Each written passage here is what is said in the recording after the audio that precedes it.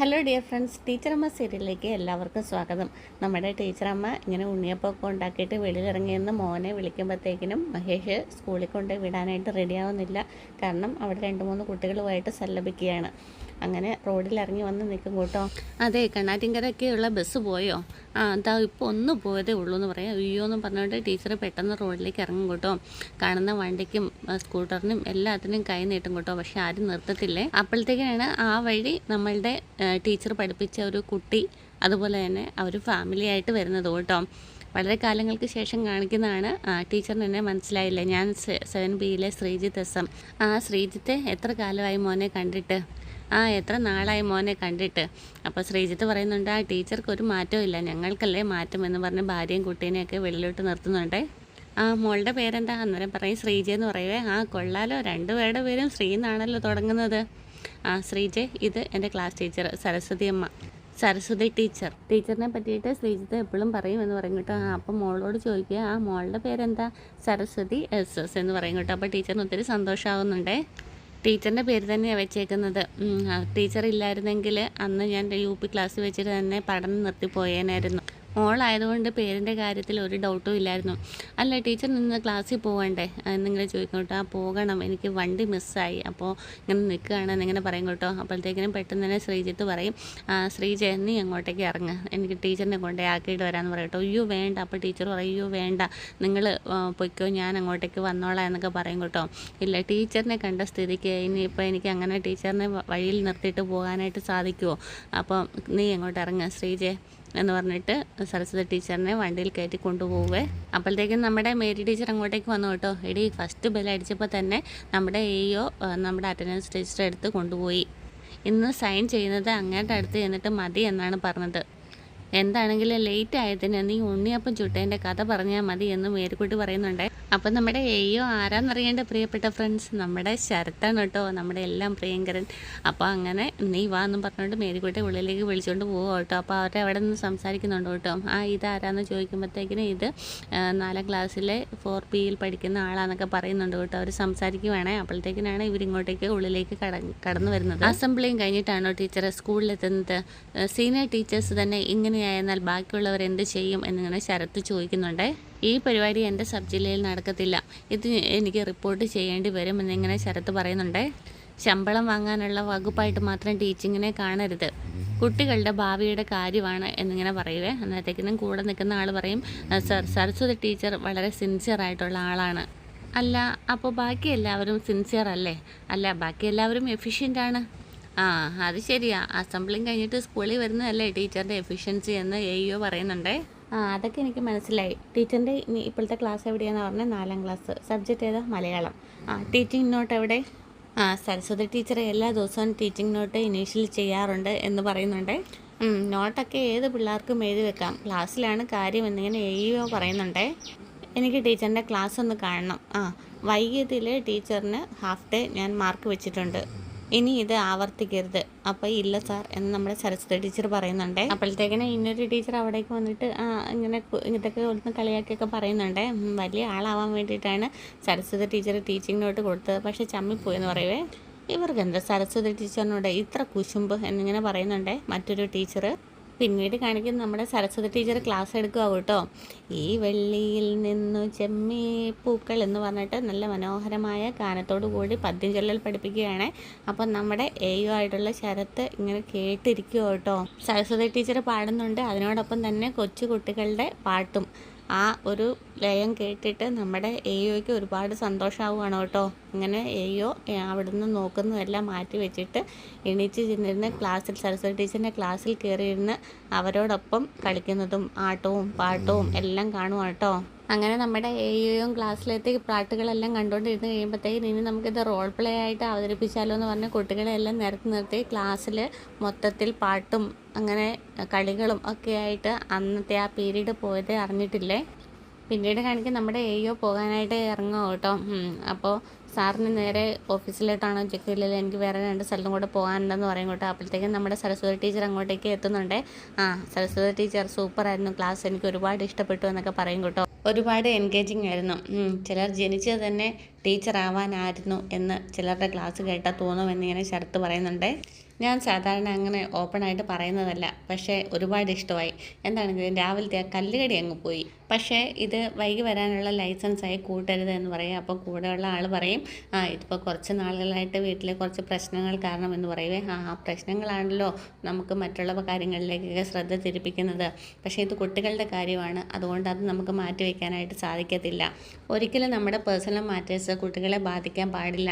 നമ്മൾ പഠിപ്പിക്കുന്നത് മാത്രമല്ലല്ലോ കുട്ടികൾ അവരുടെ ജീവിതത്തിൽ പകർത്തുന്നത്.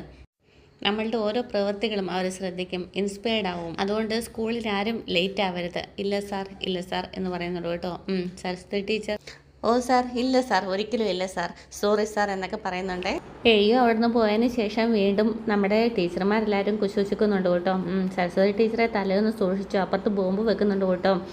അപ്പോഴത്തേക്കിനും അപ്പുറത്തുനിന്ന് ഓരോരുത്തർ പറയുകയാണേ, മനഃപൂർവ്വം ഇതാക്കുന്നതിന് വേണ്ടിയിട്ട് ലേറ്റായിട്ട് വരിക, എന്നിട്ട് ക്ലാസ് നന്നായിട്ട് എടുക്കുക.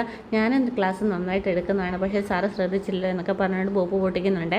അപ്പോഴത്തേക്കിനും 2 കുട്ടികൾ അങ്ങോട്ടേക്ക് വന്നിട്ട്, സാറേ ടീച്ചറെ ഇന്ന് ഞങ്ങൾക്ക് ഇന്നൊരു പീരീഡ് ടീച്ചർ വന്നിട്ടില്ല, അപ്പോൾ സരസ്വതി ടീച്ചർ വരുമെന്ന് ചോദിക്കുക. അന്നേരത്തേക്കിനും അടുത്തിരുന്ന് അവർ പറയുവേ, സരസ്വതി ടീച്ചർ മാത്രം വന്നാൽ മതിയോ, ഞങ്ങൾക്ക് എന്താ വന്നൂടെ എന്നൊക്കെ ചോദിക്കുന്നുണ്ട്. നമ്മുടെ സരസ്വതി ടീച്ചറുടെ ഒറ്റയൊരു കൂട്ടുകാരിയാണ് കേട്ടോ മേരി ടീച്ചർ. എടി അപ്പോൾ വൈകുന്നേരമായി ഇങ്ങോട്ട് ഇറങ്ങി വരിക കേട്ടോ. എടി പഴയ സരസ്വനെ നീ ഓർക്കുന്നുണ്ടോ? അത് വേറെ ഒരു ക്യാരക്ടറായിരുന്നു, ഇപ്പോൾ കാണുന്നത് വേറെ ഒരാളെയാണ്. പണ്ടുള്ള ആളെ അല്ല നീ, ഇപ്പോൾ ഒരുപാട് മാറിയിട്ടുണ്ട്. പഞ്ച്വാലിറ്റിയുടെ കാര്യത്തിൽ, കോൺഫിഡൻസിൻ്റെ കാര്യത്തിൽ, ഇപ്പോൾ ആവശ്യമില്ലാത്ത കാര്യങ്ങളൊക്കെ നീ ഏറ്റുപിടിച്ച് ടീച്ചറിൻ്റെ പദവി നീ കളയല്ലോ കേട്ടോ. ഒന്നും മനഃപൂർവ്വം അല്ലല്ലോ മേരി എന്ന് ചോദിക്കുന്നുണ്ട് കേട്ടോ. അന്നേരത്തേക്ക് നമ്മുടെ മേരി ടീച്ചർ പറയുന്നുണ്ട്, ബേക്കറിയിലെ പലഹാരം ഉണ്ടാക്കാനായിട്ട് ആൾക്കാരില്ലേ, അവിടെയും ചൂഷണം ചെയ്യുകയാണ് മക്കൾ നിന്നെ. കൈപ്പുണ്യം എന്നൊക്കെ പറഞ്ഞിട്ട് നിന്നെ കൊണ്ട് വെറുതെ മാവ് ആട്ടിപ്പിച്ച് വേറെ പണിയൊന്നുമില്ല പെണ്ണെന്ന് ചോദിക്കുക. അന്നേരത്തേക്കും പറയുന്നത്, നമ്മളെ കൊണ്ട് ചെയ്യാൻ പറ്റുന്ന കാര്യങ്ങളൊക്കെ മക്കൾക്ക് വേണ്ടിയിട്ട് ചെയ്ത് കൊടുക്കുന്നതാണ്. ഓ സഹായിക്കാം, നീ വെറുതെ അവരുടെ പണിയും കൂടെ ഏറ്റുപിടിച്ച് തലയിലെടുത്ത് വെക്കണ്ട. ഇന്ന് തന്നെ നിന്നെ കണ്ടത് അങ്ങനെയാണ്, ഒട്ടും പഞ്ച്വാലിറ്റി ഇല്ലാത്ത ഒരു ഉഴപ്പൻ ടീച്ചർ. എടി, അങ്ങനെ നിന്നെക്കുറിച്ച് മറ്റുള്ളവർ എതിരഭിപ്രായം പറയുന്നത് എനിക്കിഷ്ടമല്ല, അതെനിക്കറിയാം മേരി. പക്ഷേ ഇപ്പോൾ എൻ്റെ കയ്യിലല്ല എൻ്റെ ജീവിതം. അത് തന്നെയാണ് നിൻ്റെ കുഴപ്പം.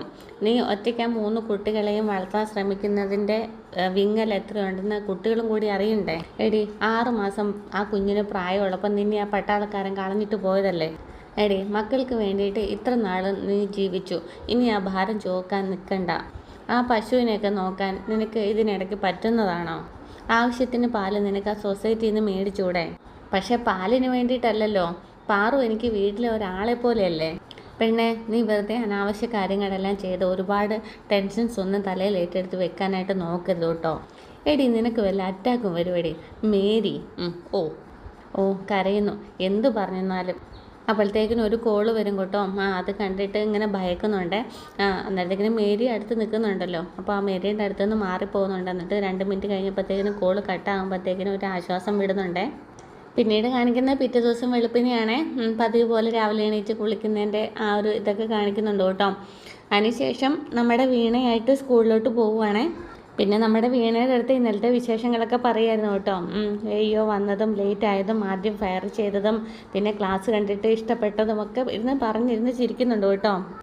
അന്നത്തേക്ക് നമ്മുടെ വീണ പറയുന്നുണ്ട്, അമ്മ എല്ലാ വള്ളിക്കെട്ടും കൂടെ ഏറ്റുപിടിച്ചോ, ഇനി ഉണ്ണിയപ്പത്തിൻ്റെ കാര്യമൊന്നും അമ്മ നോക്കണ്ട. മഹേഷ് ഏട്ടൻ വെറുതെ അമ്മയെ കൊണ്ട് പണി ചെയ്യിപ്പിക്കുകയാണ്. കൈപ്പുണ്ണി എന്ന് പറഞ്ഞപ്പോഴത്തേക്കിനും വെറുതെ ചാടി വീഴാനായിട്ട് ഒരാളും. അപ്പോൾ കുഞ്ഞിന്ന് ടീച്ചറമ്മ വിളിക്കുന്നുണ്ട് കേട്ടോ. ഏട്ടനൊക്കെ തന്നെ, പക്ഷെ ഉള്ള കാര്യം പറയാതിരിക്കാൻ പറ്റത്തില്ലല്ലോ. കാര്യം നടന്നു കിട്ടാൻ എന്ത് നമ്പർ വേണമെങ്കിലും പുള്ളിക്കാരൻ ഇറക്കും. അതിന് വേണ്ടിയിട്ട് നല്ല ഒലിപ്പീരാണ്. നിന്നെ മേരിക്കുട്ടി ടീച്ചർ വിളിച്ചിരുന്നോ? ഇല്ല, വിളിച്ചിരുന്നില്ല. അല്ല, അവളും ഇതൊക്കെ തന്നെയാണ് പറഞ്ഞിരുന്നത്, അതുകൊണ്ട് ചോദിച്ചതാ. പിന്നെ ഇതൊക്കെ മേരിക്കുട്ടി ടീച്ചർ പറഞ്ഞാലേ എനിക്കറിയത്തുള്ളൂ. അല്ല, ഇന്ന് ടീച്ചിങ് പ്രാക്ടീസിൻ്റെ ടെൻഷനൊന്നും ഇല്ലെന്ന് ചോദിക്കുന്നുണ്ട്. അത് ഇന്നലെ ആദ്യത്തെ ക്ലാസ് കഴിഞ്ഞപ്പോഴേ പോയി. സരസ്വതി ടീച്ചറിൻ്റെ മോളല്ലേ, അപ്പം ആ ടെൻഷനൊക്കെ മാറില്ലേ. പിന്നീട് കാണിക്കുന്നത് നമ്മുടെ വീണ മോള് നമ്മുടെ സരസ്വതി ടീച്ചറിനെ സ്കൂളിൻ്റെ പരിസരത്ത് കൊണ്ടുപോയി നിർത്തിയിട്ട് അങ്ങോട്ട് പോവുകയാണ്. അപ്പം ടീച്ചർ ഇങ്ങനെ വേഗം വരുക കേട്ടോ. അപ്പോഴത്തേക്കിനും മറ്റുള്ളവരെല്ലാം ചോദിക്കുന്നുണ്ട്, ഇന്ന് സരസ്വതി ടീച്ചർ നേരത്തെ ആണല്ലോ. ഇന്നലെ വന്നത് ഗുണമായല്ലേ. നമ്മുടെ മറ്റാരുമല്ല, PTA പ്രസിഡൻ്റാണ്. പിന്നീട് കടയാണ് കാണിക്കുന്നത് കേട്ടോ, നമ്മുടെ മഹേഷിൻ്റെ ബേക്കറി. അവിടേക്ക് ഓട്ടോയിൽ വന്നിട്ട് ഒരു കോളേജ് സ്റ്റുഡൻറ്റ് ഇറങ്ങുവാണ്. ബാഗുമൊക്കെ ആയിട്ട് ഉള്ളിലേക്ക് കയറി പോവുക കേട്ടോ. അവിടെ ചെന്നിട്ട് ഒരു ജ്യൂസ് ഓർഡർ ചെയ്യുക. ജ്യൂസൊക്കെ വേണം വേണമെന്ന് പറഞ്ഞിട്ട് ഓർഡർ ചെയ്തിട്ട് ജ്യൂസ് അങ്ങനെ കൊണ്ടുപോയി കൊടുത്തു കഴിയുമ്പോഴത്തേക്കിനും ഏട്ടനും കൂടെ വായിരിക്കുമെന്ന് പറയും കേട്ടോ. നമുക്ക് രണ്ടാൾക്കും കൂടെ കുടിക്കാമെന്ന് പറയേ. അപ്പോൾ വേണമെന്ന് ചോദിക്കുക, വേണമെന്നൊക്കെ പറഞ്ഞിട്ട് രണ്ടാളും കൂടിയാണ് കേട്ടോ കുടിക്കുന്നത്. അപ്പോഴത്തേക്കിനും ഉള്ളിലുള്ളവർ പറയുന്നുണ്ടേ, അവർ രണ്ടാളും കൂടെ കുടിച്ച് കഴിഞ്ഞാൽ പിന്നെ പൈസ കൊടുക്കണ്ടല്ലോ, പിന്നെ എങ്ങനെയാണ് പൈസ കൊടുക്കേണ്ടത്? ആ ഒരു കൊച്ച് ഇത് നശിപ്പിക്കും. എത്രയോ ആളുകൾ വരുന്നതാണ് ഈ കൊച്ചിൻ്റെ ഈ ഒരു പ്രവൃത്തി കൊണ്ട്. ഇനി ഇങ്ങോട്ടേക്ക് ആൾക്കാരും വരത്തില്ല എന്നിങ്ങനെ ഉള്ളിലുള്ളവരൊക്കെ പറയുന്നുണ്ട്. ജ്യൂസ് മാത്രമല്ല മീറ്റ് കൊണ്ടുപോയി കൊടുക്കുന്നുണ്ട്. ഓമനയമ്മോ, ഇത് പ്രശ്നമാകുന്ന തോന്നുന്നു കേട്ടോ. ഇന്നലെ ആ കൊച്ചിൻ്റെ കയ്യിൽ നിന്ന് പൈസ മേടിച്ചിട്ടില്ല. ഇന്നും കഴിക്കുന്നത് രണ്ടാളും കൂടെയല്ലേ, അപ്പോൾ പിന്നെ പൈസ മേടിച്ചെന്നാൽ എങ്ങനെയാണ് ശരിയാവുന്നത്? ഇത് രേണു അറിയണ്ട. രേണു ആയതുകൊണ്ടാണ് മഹേഷ് ഇങ്ങനെയെങ്കിലുമൊക്കെ നിൽക്കുന്നത്, അല്ലെങ്കിൽ കാണാമായിരുന്നു എന്നിങ്ങനെ പറയുന്നുണ്ടേ. അപ്പോഴത്തേക്കിനും മഹേഷ് ജ്യൂസ് കുറച്ച് കുടിച്ചിട്ട് ഇത് മോള് കുടിക്കുമെന്നും പറഞ്ഞുകൊണ്ട് മോക്ക് കൊടുക്കുന്നുണ്ടേ.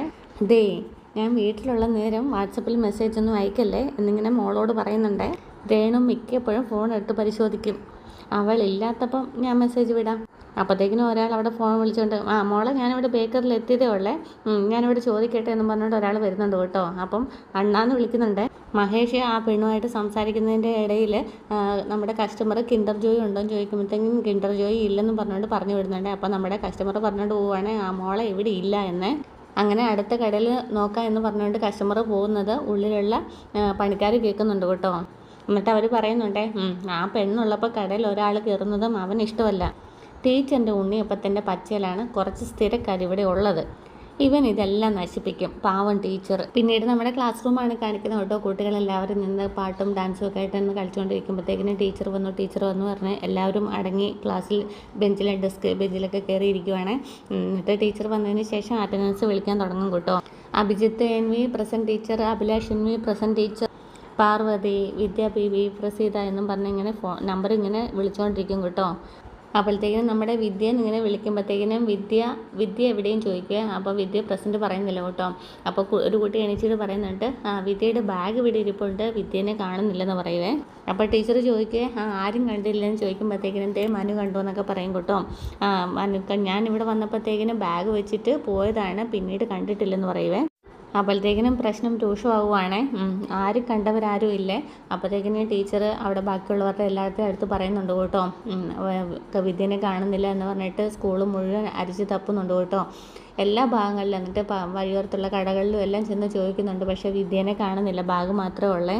ക്ലാസ് റൂമുകളിലും സ്കൂൾ പരിസരങ്ങളിലും കക്കൂസുകളിലും എല്ലാ സ്ഥലത്തും പോയിട്ട് അന്വേഷിക്കുന്നുണ്ട്. അങ്ങനെ നമ്മുടെ വിദ്യനെ തപ്പി എങ്ങും കിട്ടാതായ അവസ്ഥയിലാണ് ഇന്നത്തെ നമ്മുടെ ടീച്ചറമ്മ അവസാനിക്കുന്നത്. അപ്പോൾ ഒരുപാട് ഇഷ്ടമായെങ്കിൽ ചാനൽ സബ്സ്ക്രൈബ് ചെയ്യാനും ഷെയർ ചെയ്യാനും കമൻറ്റ് ചെയ്യാനും മറക്കരുത്. Okay, thank